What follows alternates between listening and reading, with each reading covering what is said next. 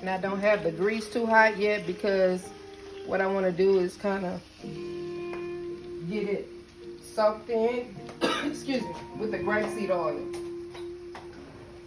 And then I'm going to add like all my herbs and stuff to it.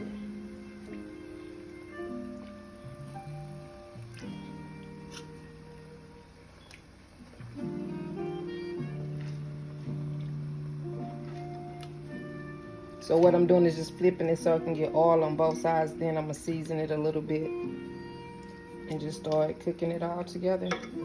Ooh, that's hot.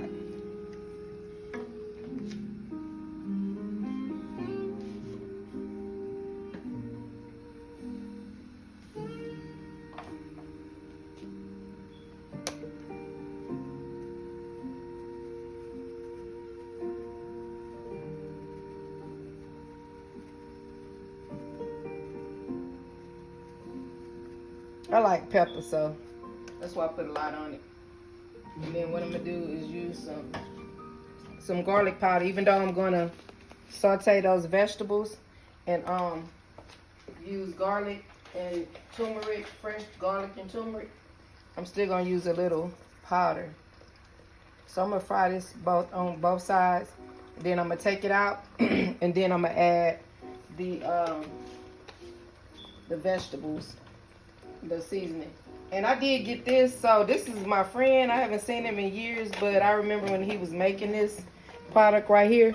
You guys want to get some. This stuff is so good. I haven't used it, like I said, in a long time, but I used to use it. It's Mo's Magic Dust. I'm giving him a shout out, so you guys pick it up. I got it from HEB. He right here from Houston, Texas, and it's really good. So he in all the HEB stores. This one right here is salt. I think this one's salt free. Yeah, well, no, it's actually low salt, low sodium.